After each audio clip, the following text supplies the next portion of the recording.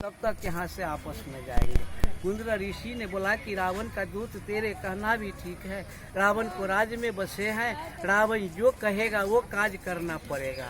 आओ हम रावण को टैक्स चुकाते हैं। रावण को दूत बाबा को नजदीक में गया। कुंद्र ऋषि फर्स्ट नंबर महात्मा है। औरी चीर कर बाबा घरे में खून दे दिया, दूसरी बाबा दे दिया, तीसरे दे दिया, चौथे बाबा खर्क मुनि नाम का ऋषि हैं।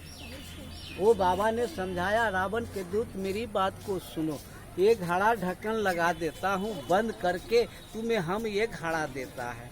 अब ये घड़ा उठाओ, रावण के पास जाओ, रावण से कह देना ये रावण का विनाश कर देगा। रावण को दूत ये घड़ा उठा लिया, मुड़ी पर रखकर रावण को दिशा चल दिया। ये जाते जाते कुछ दूरी धीरे थे, रावण बंगला पर बैठे थे, उनका दूरी से नजर आया है दूत हमें घड़ा लेकर आपस आ रही है। रावण हो मन हुलासा, रावण खुशहाली लुटने लगे कि ऋषि लोग घड़ा में फल फूल देकर आपस कर दिया है। जब तक रावण का दूत घड़ा लेकर पहुंच गया, घड़ा उतार कर रावण को नजदीक में रख दिया। रावण ने पूछा, तुम घड़ा में क्या लाया? वो ने बताया, प्रभु घड़ा में कुछ नहीं है, इसमें सुंदर सामान है। रावण ने बोला, क्या सुंदर है तूने बताओ। वो ने बताया, 4 साधु यौड़ी चीर कर घड़े में खून डाल दिया, चौथे साधु ढक्कन लगाकर बंद कर दिया। वो हमें समझाया, रावण के दूत ये घड़ा उठाओ, रावण के पास जाओ, रावण से कह देना ये रावण का विनाश कर देगा। प्रभु अगर रावण विनाश भी हो जाता तो धरती नहीं बन पाता, नहीं बनता। रावण ने सोचने लगे कि हे प्रभु, अब ये घड़ा हम लंका में न गाड़ कर किसी दूसरे को राज्य में गड़वाते हैं, ताकि उन्हें नुकसान कर जाएगा, हम फायदा में बचेंगे। रावण ये चीज को सोचने लगे। सोचते हुए रावण का एक समय याद आ गया। बहुत दिन पहले की बात है, शंकर भगवान प्रवचन कर रहे थे। जो प्रवचन सुनने के लिए महाराज जनक पहुँचे थे और रावण पहुँचे थे। दोनों आदमी पहुंचकर ये प्रवचन को सुनकर जनक महाराज आदेश लगाया रावण को कि तुम अपनी प्रवचन सुनाओ, तेरे प्रवचन को आपस करेंगे। रावण ने प्रवचन महाराज जनक को सुना दिया। जनक महाराज उत्तर किया, वो धरती पर रावण प्रभु हार गया।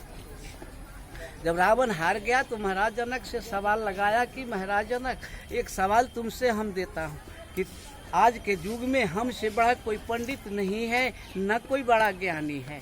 साधारण बात से जनक तुम हमें हरा दिया, याद करके रखो जनक, आज से हमें तुम्हें ये धरती पर दुश्मनी बैर पैदा हो गया। हम किसी भी मौका समय तुमको पाएगा जनक, तो ये मिथिला धाम में तुमको सताएगा।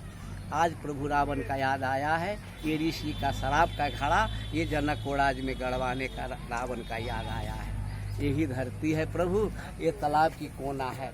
उस दिन ये तालाब नहीं है, ये शहर जमीन है प्रभु। वो धरती पर रावण अपना रथ से आकर जमीन, रात में जमीन खोदवाया, जमीन के अंदर शराब की घड़ा हलाकर ढांप दिया, आपस चला गया। 12 साल के लिए ये जनक का राज में प्रभु अकाल पड़ गया।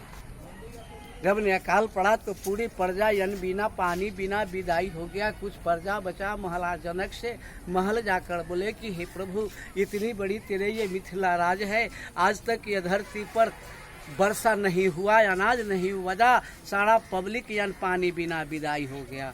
कुछ प्रजा बचा है, इसको लिए जनक तुम कुछ सोचो।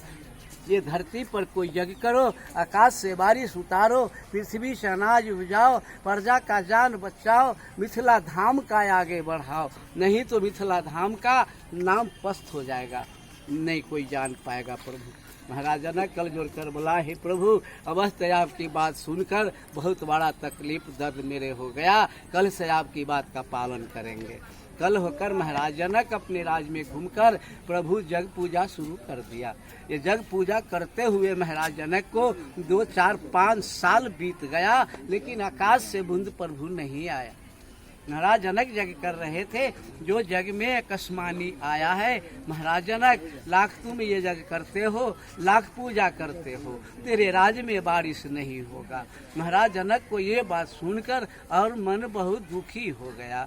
इधर रावण घड़ा जो गाड़ा है प्रभु, जिस घड़ा को 11 वर्ष 8 महीना जमीन के अंदर में समय पूर रहा है, 12 साल में 4 महीना बाकी है। महाराज जनक को दोबारा यह कस्मानी आ रहा है। महाराज जनक, एक प्रश्न तुमसे और देता है, ये प्रश्न को तुम पूरा करना, तुम्हें मिथिला में बारिश होगा।